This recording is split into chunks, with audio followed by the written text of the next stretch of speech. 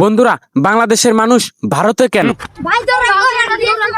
বন্ধুরা, ভারতের বিএসএফ কিন্তু আমাকে দাবার দিছিল, আমি কিন্তু দেখি না, তাই কিন্তু দৌড়ে পালাচ্ছি। দেখতেই পারছেন সীমান্ত পিলার, এবং সীমান্ত পিলারের কাছেই বাড়ি রয়েছে বাংলাদেশে। কেমন আছেন সবাই? আশা করি আল্লাহ তাআলার অশেষ রহমতে আপনারা সকলেই ভালো আছেন। তো বন্ধুরা, বরাবরের মতো আরেকটি ভারত ও বাংলাদেশের আমার নতুন ভিডিওতে আপনাদের স্বাগতম। তো ইতিমধ্যে আমি আপনাদেরকে বেশ কয়েকটি সীমান্ত দেখিয়েছি, যেখানে বাড়ির উঠানেই কিন্তু সীমান্ত পিলার।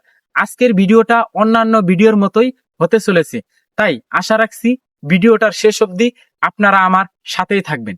আমি এখন অবস্থান করছি দুইটি দেশের জিরো পয়েন্টে, যেটি কিনা দুইটি দেশকে ভাগাভাগি করে দিয়েছে একটি সীমান্ত পিলার। আজকের ভিডিওতে আমি আপনাদেরকে এমনই অদ্ভুত একটি সীমান্তর সাথে পরিচয় করিয়ে দিব আপনাদেরকে, যেটি দেখলে আপনারা রীতিমতোই অবাক হয়ে যাবেন।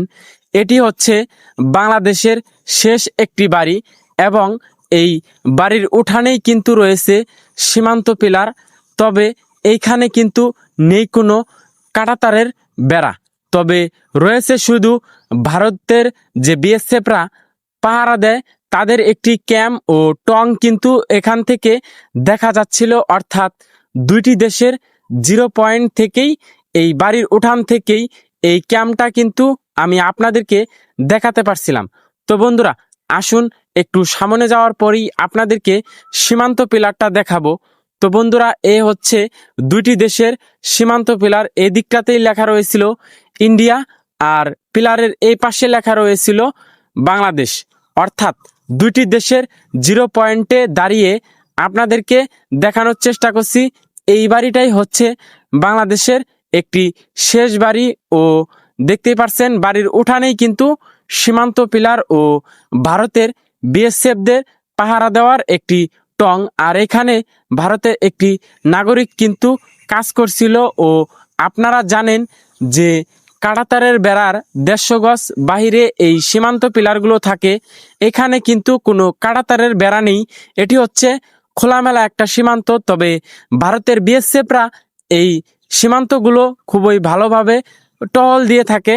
এই দিকটাতেই বাংলাদেশ লেখা রয়েছিল, আর এই দিকটাতেই ইন্ডিয়া লেখা ছিল।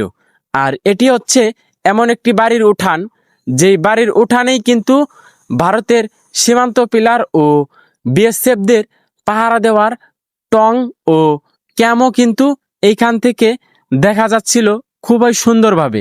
আমিও আপনাদেরকে এই সীমান্তটা ঘুরে ঘুরে দেখাতে পেরে ভালো লেগেছিল, কারণ এইটা হচ্ছে এমনই একটি সীমান্ত, খোলামেলা একটা সীমান্ত।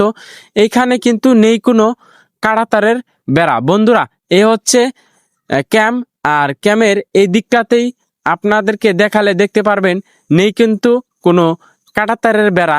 তবে এই সীমান্তগুলোতে ভারতের বিএসএফ ও বাংলাদেশের বিজিবি ভাইরা খুবই সুন্দরভাবে টহল দিয়ে থাকে, এবং এটি হচ্ছে দুটি দেশের জিরো পয়েন্টে একটি বাড়ি কিন্তু বাংলাদেশের অবস্থিত।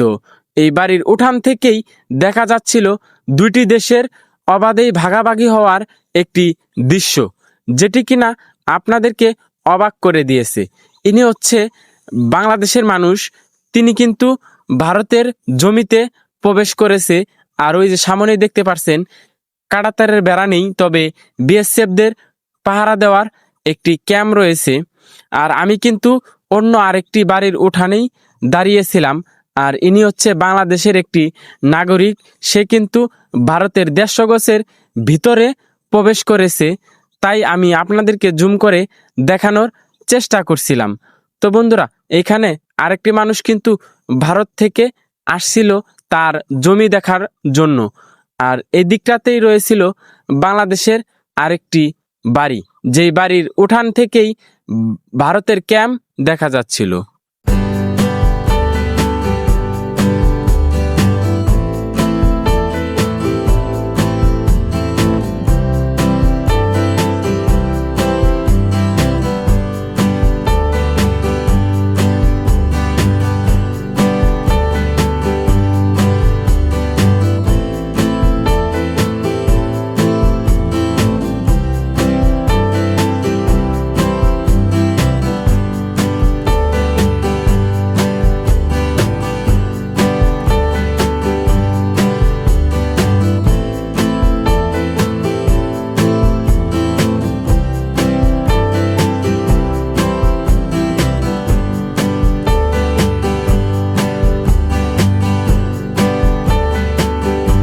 তো বন্ধুরা, আমি আশা রাখছি আমার অন্যান্য ভিডিওর মতো এই ভিডিওটা আপনাদের কাছে ভালো লেগেছে।